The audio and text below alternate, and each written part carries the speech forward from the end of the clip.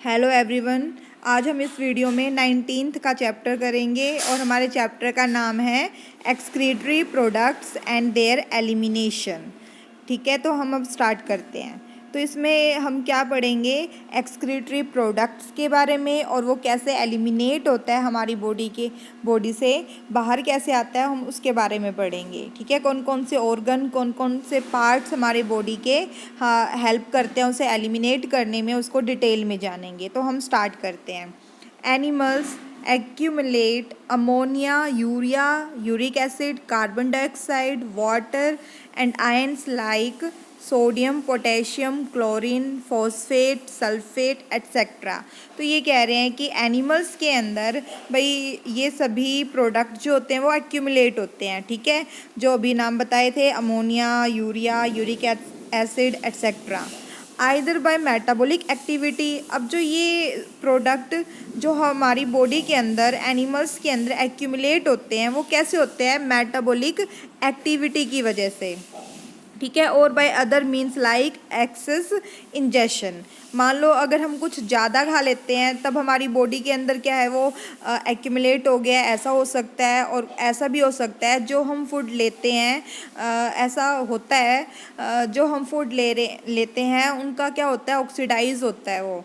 ठीक है, जैसे ही वो ब्रेक डाउन होगा तो उसके बाद क्या है, मेटाबॉलिक मतलब एक्टिविटी की वजह से कुछ वेस्ट बनेगा और कुछ एनर्जी में कन्वर्ट हो जाएंगे। तो एनर्जी को तो हम यूज़ कर लेंगे अपने काम के लिए, मतलब जो भी हमारी डेली की एक्टिविटी होती है उनको करने के लिए। और जो वेस्ट जो है अगर वो हमारी बॉडी के अंदर रह गया तो वो हमें अफेक्ट कर सकता है, इसलिए क्या है उसे एलिमिनेट करना बहुत ज़रूरी है। ठीक है, तो आई होप आप ये इतना समझ गए होंगे। अब हम आगे देखते हैं। This substance have to be remove totally और पार्शली। तो इन सब्सटेंस को क्या है, टोटली रिमूव करना ज़रूरी है या पार्शली रिमूव करना बहुत ही ज़रूरी है। इन दिस चैप्टर, इस चैप्टर में you will learn the mechanism of elimination of this substance with special emphasis on common nitrogenous waste. Ammonia, urea and uric acid are the major form of nitrogenous waste excreted by the animals. तो क्या कह रहे हैं ये भाई, mechanism. इस chapter में क्या है, हम क्या सीखेंगे, हम क्या लर्न करेंगे, मैकेनिज्म किस चीज़ का, इन सब्सटेंस को जो अभी एक्यूमुलेट हुए थे। कौन कौन से सब्सटेंस, अमोनिया हो गया, यूरिया, यूरिक एसिड, मतलब जो नाइट्रोजनस, ज़्यादातर क्या होता है एनिमल्स के अंदर नाइट्रोजनस वेस्ट होता है। ठीक है, तो इन सब में अमोनिया, यूरिया, यूरिक एसिड क्या है, एक नाइट्रोजनस वेस्ट है। तो उन्हें कैसे एलिमिनेट करते हैं उसके बारे में सीखेंगे। ठीक है, तो मेजर नाइट्रोजनस वेस्ट कौन सा हो गया, अमोनिया, यूरिया और यूरिक एसिड। अब देखो आगे, अब इन तीनों में से जो भी हमने किया है ना, अमोनिया, यूरिया और यूरिक एसिड, इनमें से सबसे ज़्यादा टॉक्सिक क्या होता है, अमोनिया। ठीक है, इनको क्या है, एलिमिनेट करने के लिए हमें लार्ज अमाउंट में वाटर चाहिए।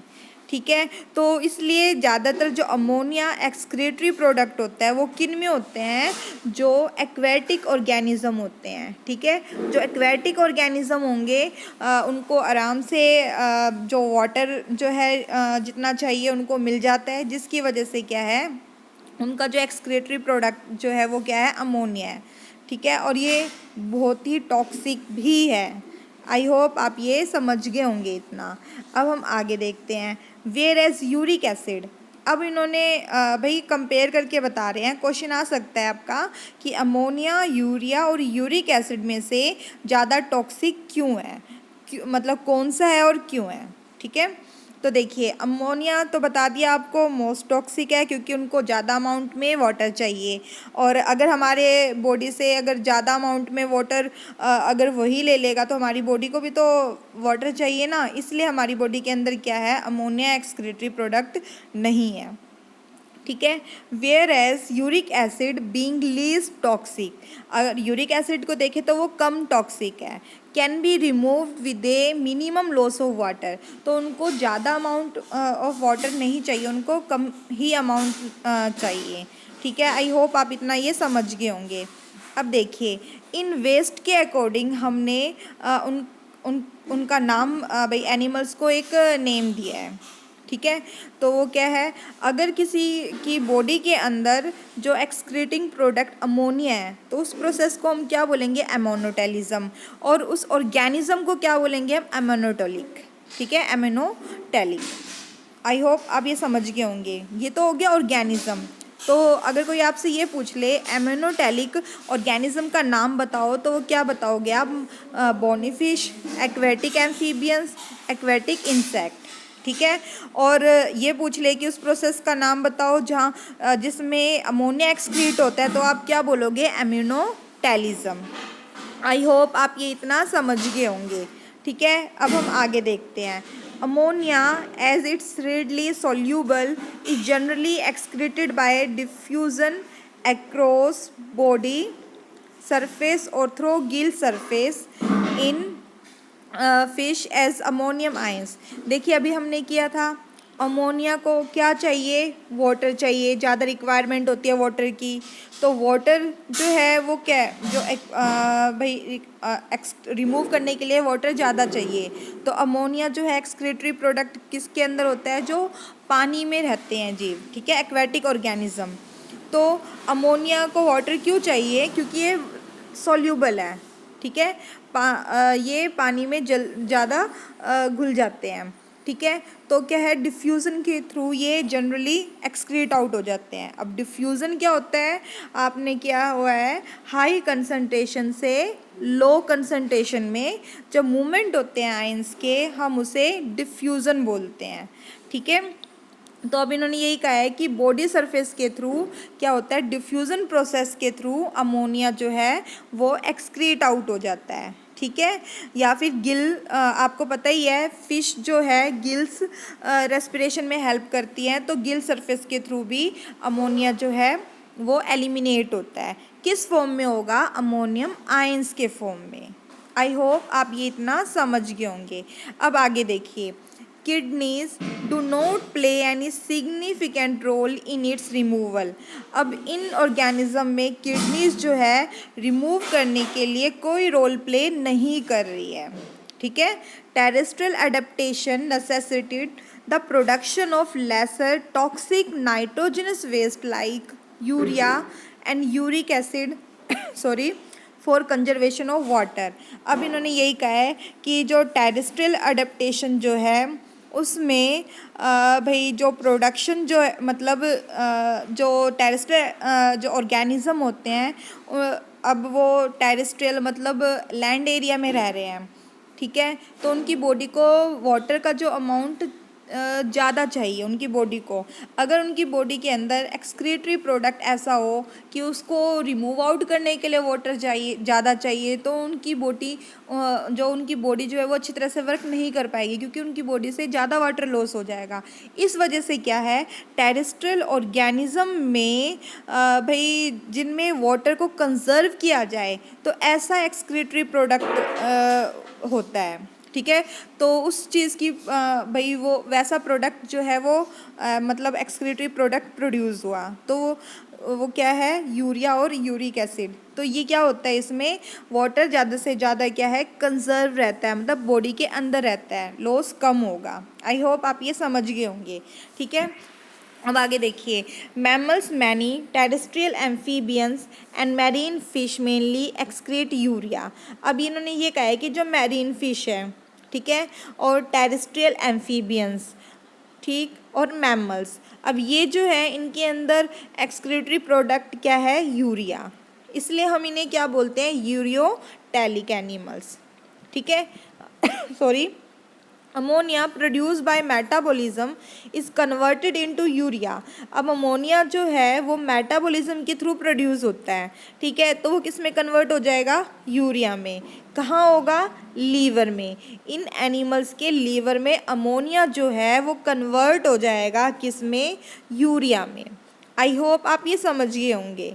ठीक है, अब हम आगे देखते हैं। And release into the blood, और वो क्या है, हमारे ब्लड के अंदर रिलीज होगा। विच इज़ फिल्टर्ड, फिर वहाँ पे क्या है, वो फिल्टर हो जाएगा। ठीक है, and excrete out by kidneys, और वो क्या है, किडनीज के थ्रू एक्सक्रीट आउट हो जाएगा, मतलब बाहर हमारी बॉडी से बाहर आ जाएगा। आई होप आप ये समझ गए होंगे इतना। अब हम आगे देखते हैं। Some amount of urea may be retained in the kidneys matrix of some of these animals to maintain it desired osmolarity. अब इन्होंने कहा है कि सम अमाउंट ऑफ यूरिया, भाई कुछ अमाउंट में यूरिया होता है, ठीक है, वो क्या करता है किडनी में रिटेन कर लेता है, मतलब उसको अंदर ही रखता है, ठीक है। क्यों? ताकि भाई ओस्मोलैरिटी जो है वो मेंटेन रहे, मतलब हमारी बॉडी के अंदर जो वाटर और आयंस की जो कंसंट्रेशन जो होती है वो मेंटेन रहे, जितनी चाहिए उतनी ही रहे। इसलिए क्या है, वो कुछ अमाउंट में उन्हें रिटेन कर लेते हैं, मतलब कंप्लीट उन्हें बाहर नहीं निकाल रहे हैं, ठीक है। अब आगे देखिए। Reptiles, birds and land snails and insect excrete nitrogenous waste as uric acid in the form of pellet or paste with a minimum loss of water and are called uricotelic animals. अब इन्होंने कहा है कि जो reptiles है, birds हैं, Snell's हैं, insect, तो उनके अंदर भाई जो एक्सक्रीटरी प्रोडक्ट होता है वो क्या होता है, यूरिक एसिड होता है, और उन एनिमल्स को हम क्या बोलेंगे, यूरिकोटैलिक एनिमल्स बोलेंगे, ठीक है। आई होप आप ये समझ गए होंगे। तो हमारी बॉडी के अंदर मतलब हम कौन सा नाइट्रोजनस वेस्ट एक्सक्रीट करते हैं, तो वो क्या है, यूरिया, ठीक है। और हम कैसे ऑर्गेनिज्म हैं, यूरियोटैलिक। आई होप आप इतना ये अच्छी तरह से समझ गए होंगे, आपको ये समझ में आ गया होगा। अब हम आगे देखते हैं, ठीक है। तो देखिए क्या बोल रहे हैं हम ये आगे। A survey of animals kingdom present a variety of excretory structure. तो इन्होंने ये कहा है कि जब उन्होंने सर्वे किया तो उन्होंने अलग अलग एक्सक्रीटरी स्ट्रक्चर देखा, भाई सब में सेम स्ट्रक्चर नहीं देखा उन्होंने, ठीक है। In most of the invertebrates these structures are simple tubular form, मतलब इनवर्टिब्रेट्स में ये कैसे थे, ट्यूबुलर फॉर्म में थे, ट्यूब की फॉर्म में, और जबकि वर्टिब्रेट्स में ये कॉम्प्लेक्स ट्यूबुलर ऑर्गन था, ठीक है। उस ऑर्गन का नाम क्या है, kidney. Some of these structure are mention here. तो वो अलग अलग ऑर्गेनिज्म में अलग अलग ऑर्गन्स प्रेजेंट थे, तो उनके बारे में अब नीचे बता रहे हैं वो, ठीक है, मेंशन कर रहे हैं। अब हम स्टार्ट देखते हैं कौन कौन से ऑर्गन प्रेजेंट है। प्रोटोनेफ्रीडिया या फ्लेम सेल्स किस में प्रेजेंट है, प्लेटी हेलमेंथिस। एग्जाम्पल है फ्लैटवर्म, और उसमें एग्जाम्पल है प्लेनेरिया, ठीक है। कोई आपसे ये पूछ ले कि प्लेनेरिया के अंदर एक्सक्रीटरी स्ट्रक्चर का नाम बताओ, ठीक है, तो आप क्या बताओगे, फ्लेम सेल या प्रोटोनेफ्रीडिया, या प्लेटेहेलमिन्थिस का नाम लेके पूछ ले, वो फाइलम होता है, ठीक है।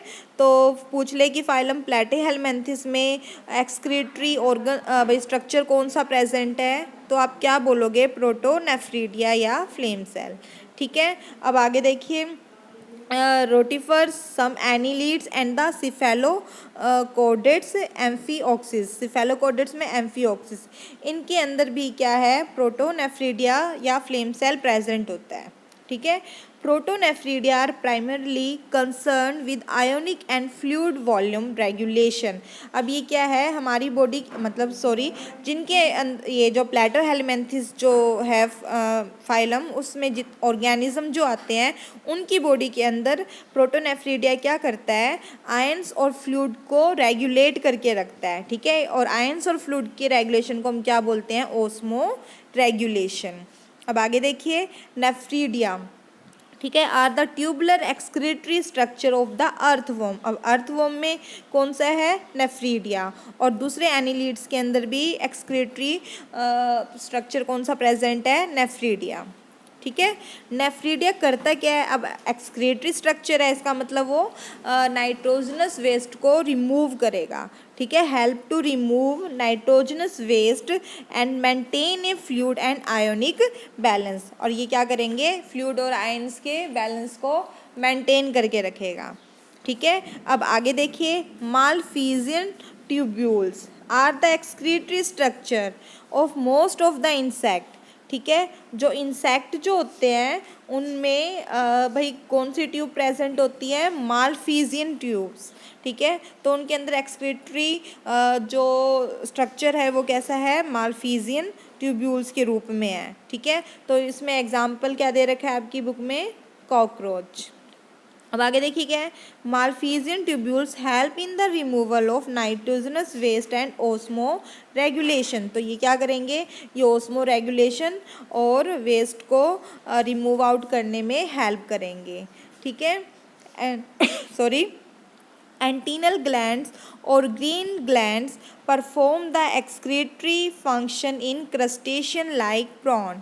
तो इन्होंने यही कहा है कि प्रॉन के अंदर और जो क्रस्टेशियंस जो होते हैं उनके अंदर एक्सक्रीटरी फंक्शन कौन करता है, एंटीनल ग्लैंड या फिर हम बोल सकते हैं ग्रीन ग्लैंड। आई होप आप ये एक्सक्रीटरी स्ट्रक्चर किस ऑर्गेनिज्म में कौन प्रेजेंट होता है, कौन सा एक्सक्रीटरी स्ट्रक्चर प्रेजेंट है और कौन से ऑर्गेनिज्म एमिनोटैलिक होते हैं, कौन से यूरियोटैलिक है, तो ये आप अच्छी तरह से समझ गए होंगे और हमने इन्हें ऐसा नाम क्यों दिया है।